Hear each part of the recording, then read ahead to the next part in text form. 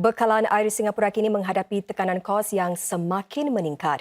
Agensi Air Negara PUB menyatakan kos tenaga dan binaan kini naik sekurang-kurangnya 35% sejak 2017. Harga membina dalam fasa kedua sistem air terpakai khususnya meningkat seganda berbanding dengan peringkat awal. Loji Pemulihgunaan Air di Tuas merancang untuk mula beroperasi menjelang tahun 2026 demi memenuhi keperluan air di rumah-rumah dan juga industri. Ia sebahagian daripada projek besar untuk menyalurkan dan merawat air terpakai. Namun, kosnya kini jelas lebih mahal berbanding perancangan sebelumnya. The price of operating a system will fluctuate with the price of energy, but also the price of raw materials, be it steel or concrete, and of course the price of labor is in flux. So it's very difficult to predict far in the future what something's actually going to cost. Selain itu, gangguan rantaian bekalan dan ketegangan geopolitik juga menjejas kos. PUB menyatakan harga tenaga sudah naik 37% sepanjang 6 tahun lalu. Pada kemuncaknya, harga naik 50%. Kos kimia pula naik 33%. Ia merupakan bahan-bahan utama yang digunakan dalam proses rawatan untuk menjaga mutu bekalan air. Kos binaan juga naik 35%. Misalnya, pembinaan saluran paip sahaja 70% lebih mahal berbanding pada tahun 2017 kerana menggunakan kaedah yang kurang mengganggu. Lantaran itulah, kos binaan fasa kedua sistem pembentungan terowong menjulang seganda kepada sekitar $6.5 bilion. Ini meskipun PUB meneroka pelbagai cara untuk menjadi lebih cekap dari segi tenaga dan memanfaatkan sepenuhnya proses rawatan air. Projek di Tuas ini direka untuk menjana 80% keperluan tenaganya. Ia juga boleh meningkatkan kadar penghasilan air baru tanpa menggunakan lebih banyak tenaga. Teknologi canggih juga dimanfaatkan, misalnya untuk mengoptimumkan penyenggaraan. Di samping itu, loji ini terletak di tapak sama dengan kemudahan rawatan bersepadu air terpakai dan sisa pepejal. Ini bermakna minyak kotor dan sisa makanan dari satu tapak boleh diubah menjadi gas bio untuk menghasilkan tenaga bagi kedua-dua kemudahan. Sungguh pun begitu, permintaan yang melonjak juga menyumbang kepada tekanan kos. Permintaan dijangka meningkat seganda dalam tempoh 40 tahun akan datang kerana jumlah penduduk meningkat dan keperluan perindustrian juga bertambah. Profesor Snyder berpendapat, mengitar semula berulang kali air yang dipulih guna adalah kunci kepada memenuhi permintaan. Jadi, sedang Singapura berkembang, jumlah air yang dipulih guna juga harus setara, kata beliau. Mempelbagaikan sumber air merupakan tunggak utama dalam memastikan jaminan air Singapura. Bermula tahun depan, pelindungan insurans bagi wang simpanan di bank-bank tempatan akan dinaikkan daripada $75,000 sekarang kepada $100,000 bagi setiap pelanggan. Demikian diumumkan Penguasa Kewangan Singapura MAS hari ini. Insurans itu melindungi deposit wang dolar Singapura yang termasuk wang simpanan, simpanan tetap dan juga akaun semasa. Dalam lain perkataan, ini bermakna andainya sesebuah bank gulung tikar, pelanggan akan mendapat balik sehingga $100,000 simpanan mereka. Peraturan baru itu berkuat kuasa April 2024. Dengan perubahan ini, 91% pelanggan bank bakal menerima pelindungan tersebut berbanding hanya 89% sejak 2019. Perubahan ini bermakna Singapura memberi pelindungan lebih tinggi berbanding Hong Kong dan sejajar dengan Kesatuan Eropah EU. Menurut pengamat pasaran, perubahan tersebut memang tepat pada masanya. The last time this type of review was done was a good 5 years ago. People have put more money away in the banks, notably because of COVID and other issues as well. And the general levels of deposit taking have increased. So I think the MAS was being prudent by looking at whether they covered enough of the market and enough of the deposit making that happens at the moment in Singapore. Lebih 80% rakyat Singapura menyokong langkah pantas dan berkekalan untuk menghapuskan kandungan online yang berbahaya menerusi lebih banyak peraturan. Demikian satu dapatan utama hasil tinjauan SG Her Empowerment berhubung bayar digital yang melibatkan lebih 1,000 orang. Sekitar 60% responden mengatakan mereka pernah menjadi mangsa bayar online di ruang siber atau mengenali seseorang yang pernah menjadi mangsa.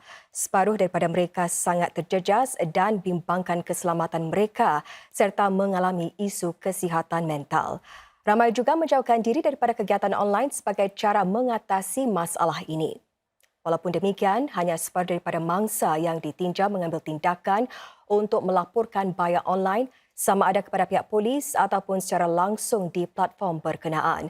Mereka yang mendiamkan diri pula memilih untuk melakukan demikian kerana memikirkan tentang usaha dan akibatnya berbuat demikian.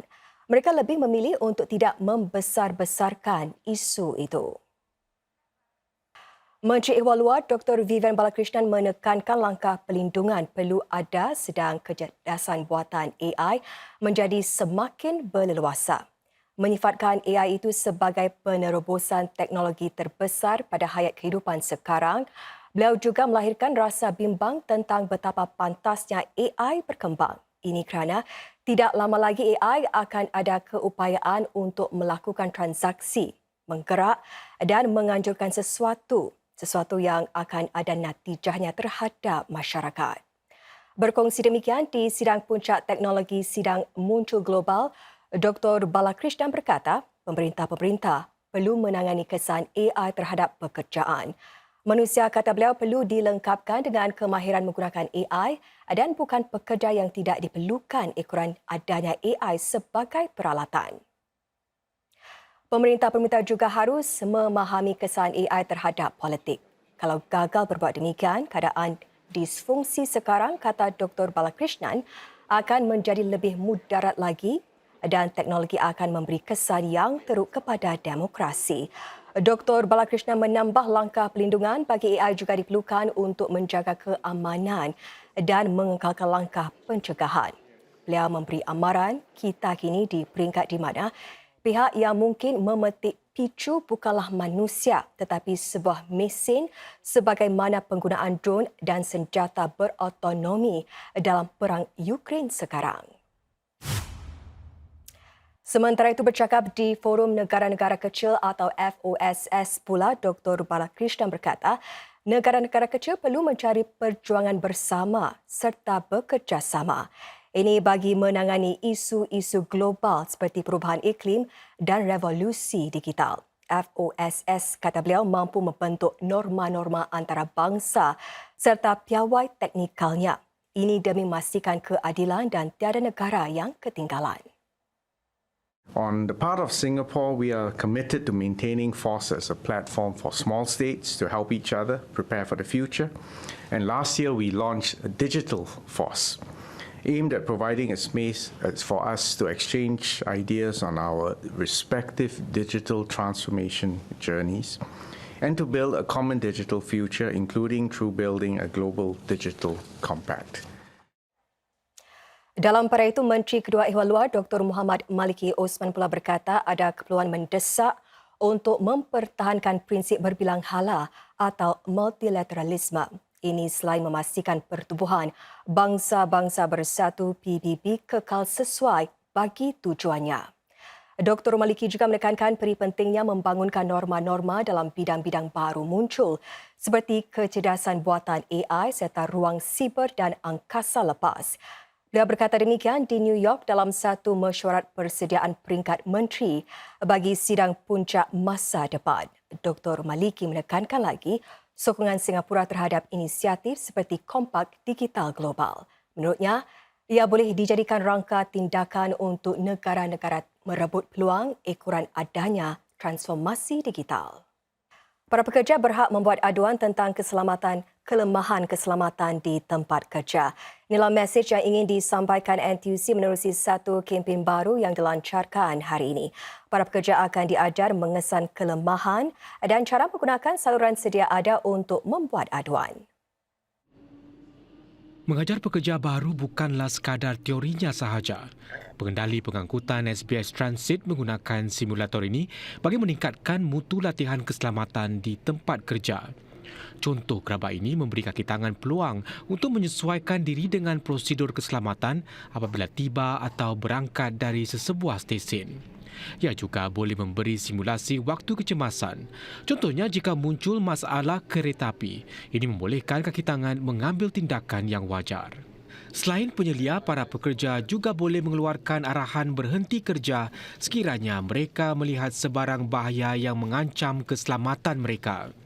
We would rather have work disruption than the potential loss of life or serious injury to any worker, and this incident reassured us and our work team that all necessary safety measures were in place. Syarikat ini ingin membina satu budaya yang terbuka bagi membuat aduan. Kempen terbaru NTUC itu menyokong matlamatnya. Dipanggil Spot, Stop and Report atau kesan henti dan laporkan, ia bertujuan untuk menggalakkan para pekerja mengetengahkan sebarang keprihatinan keselamatan yang dihadapi. Jangan takut untuk membuat aduan sekiranya anda melihat sebarang kelemahan keselamatan. Itulah mesej yang ingin disampaikan NTUC kepada para pekerja, langkah yang disambut baik sesetengah pekerja. We all know very well that these fatalities are not just statistics.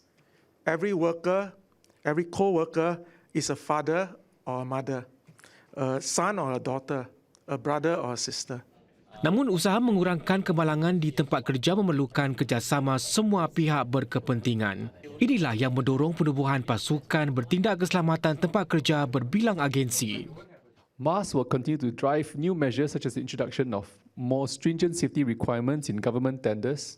So we will tighten up government tenders and an online micro-learning to safety orientation course. TUC akan menyemak keberkesanan kempen baru ini selepas 3 bulan sebelum memutuskan sama ada ia akan dilanjutkan. Angkatan Bersenjata Singapura SAF kini memanfaatkan teknologi seperti analitik data dan kecerdasan buatan AI bagi meningkatkan keberkesanan misi-misi ketenteraannya. Peningkatan kepada sistem maklumat arahan dan kawalan atau CCIS dapat membantu pasukan tenteranya mengenali lanskap perang yang terus berubah-ubah. Kaedah tersebut kini dicuba semasa latihan Forging Saber di Idaho, Amerika Syarikat. Jet pejuang F-15 merupakan antara aset terpenting SAF. Pesawat-pesawat itu terlibat dalam sebilangan simulasi realistik di medan perang semasa latihan Forging Saber. Namun sebelum dikerahkan untuk bertempur, markas arahan akan terlebih dahulu membuat penilaian serta mendapatkan sebanyak mungkin maklumat menerusi sistem maklumat arahan dan kawalan atau CCIS. Dengan memanfaatkan analitik data, kecerdasan buatan serta video secara langsung, para pegawai komander dapat mengenal pasti sasaran dengan lebih tepat dan pantas. With that, you're able to do better weapon to target matching. The correct munition, the most efficient munition across from the other domains as well. So we are able to build, for example, army shooter to take out an Air Force target or to take out other targets, as well as using the Air Force fighters to actually take out a land target. SAF bekerja rapat dengan Agensi Sains dan Teknologi Pertahanan DSTA bagi meningkatkan kecanggihan sistem CCIS. We often have many kind of open discussions and chats about the kind of issues that we face, the ideas, the constraints, some of those disagreements and encouragements on both sides, which I have to say that actually leads to better ideas and outcomes being generated. Pelbagai aset ini akan dipertingkatkan untuk kegunaan masa depan. Latihan Forging Saber dimanfaatkan untuk menguji pelbagai teknologi baru yang belum lagi beroperasi.